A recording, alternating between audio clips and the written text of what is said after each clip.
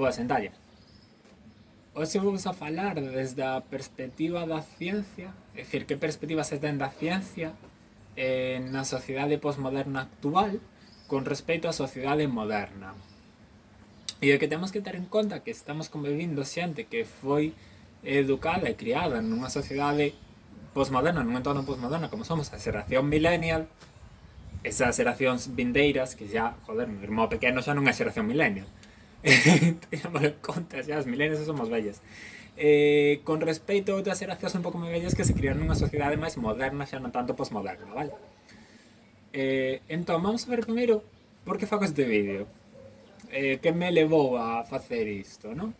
Levou a facer o que vi unha palestra na que, teño visto máis cousas, he usado máis este argumento, mas esta palestra foi a que me deu dicir, Dios, que guai, quero falar disto. Porque nesta palestra era unha palestra biologicista, era unha palestra biologicista na que o palestrante en cuestión non paraba de usar o argumento de que isto está demostrado científicamente. Se está, non pode rebatilo, isto é irrebatible, é dicir, está demostrado científicamente e xa está. Claro, dando por suposto que o feito de que estexa demostrado científicamente quere dicir que é verdade, dando por suposto que a ciencia ten a verdade absoluta. Esta perspectiva moderna, a perspectiva postmoderna, xa ten superado iso. Vale, a sociedade postmoderna superou iso. Entón primeiro vamos ir á modernidade. Que pasou na modernidade, non? Na modernidade houve unha caída da fé, da fé religiosa, non? Pois poñamos como exemplo máis próximo, pois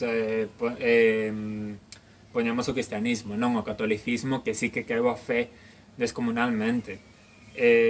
Houve unha caída do pensamento católico, incluso conlevou unha caída da moral cristiá, dos valores morais e máis, non?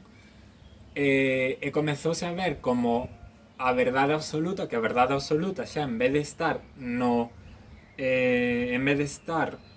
na religión, que estaba na ciencia, que a ciencia tiña a verdade absoluta. Entón case comezamos a ver a ciencia como unha religión, non?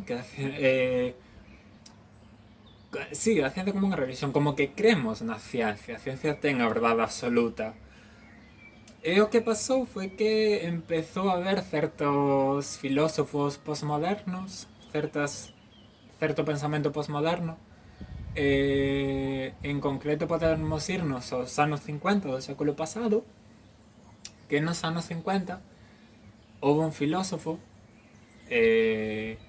Jean-François Lyotard, se non o pronunciei mal, Jean-François Lyotard, un filósofo francés postmoderno, que nos comezou a falar da metanarratividade. Isto que era? Os grandes relatos. O grande relato por antonomasia é a ciencia. O grande relato por antonomasia é a ciencia, non? E comezábanos a dicir iso, non? Que estábamos vendo a ciencia pois como unha religión, non? Dicindo isto mal e pronto, case, non? Estábamos vendo a ciencia como unha religión.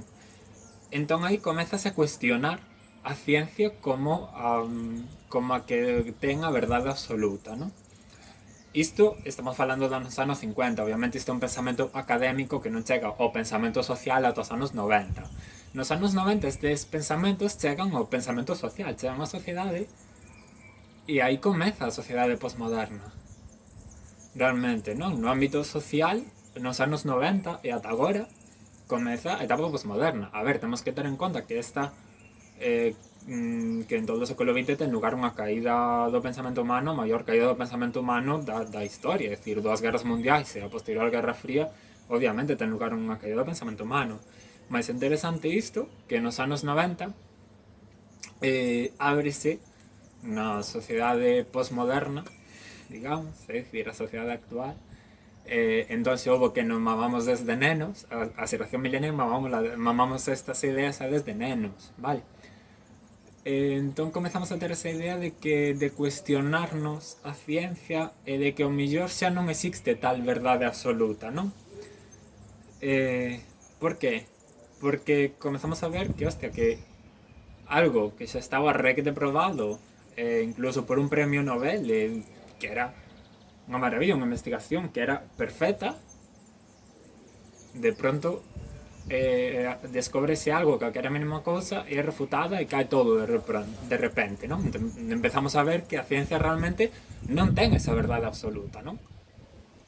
Que o millor posiblemente non existe tal verdade absoluta. Claro, o problema veu porque estábamos aplicando a ciencia os parámetros da religión. Vale.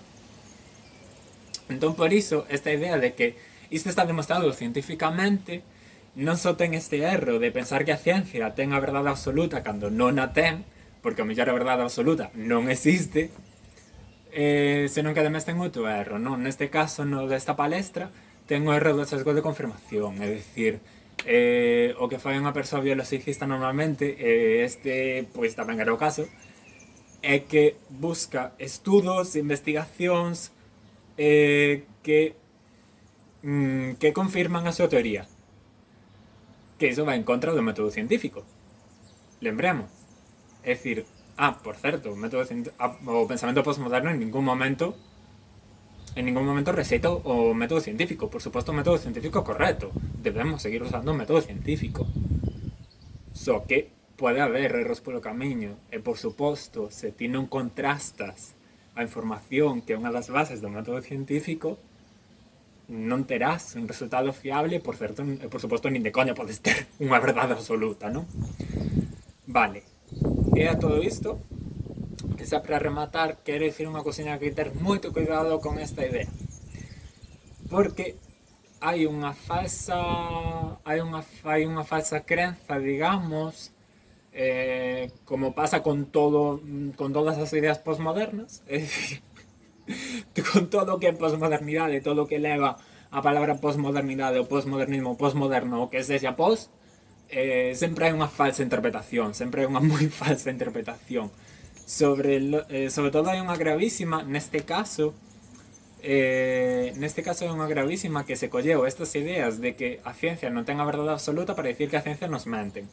Non, señores, hai unha diferenza moi grande entre dicir que a ciencia non ten a verdade absoluta, porque efectivamente non o ten, e non debemos creer cegamente na ciencia, senón que nos debemos cuestionar a ciencia, pero permitir o avance científico desde o método científico, desde a investigación, porque só así podemos avanzar no pensamento, podemos avanzar no coñecemento científico.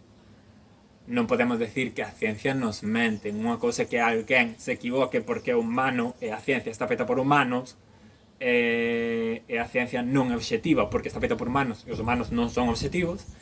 E outra cousa é dicir que nos mente, non? Porque se decimos que a ciencia nos mente, pois veñen teorías como movimento antivacinas, que a terra é plana e este rollo. É dicir, non, señores, nin unha cousa nin outra, vale? E con isto creo que vou facer así vídeos máis curtiños como este. Que se me poñedes comentarios, comentad as cousiñas que querades, porque isto obviamente foi así como un golpe rápido e falarei máis cousas polo estilo, pero de forma rápida. E se queredes cousiñas así que simplemente quero facelas masticadiñas para vos, rápidas, e para abrir vos o gusto por certas cousiñas, como a perspectiva postmoderna da ciencia, pois subscribedevos, dadelle o gosto e cousiñas así. Moito obrigado.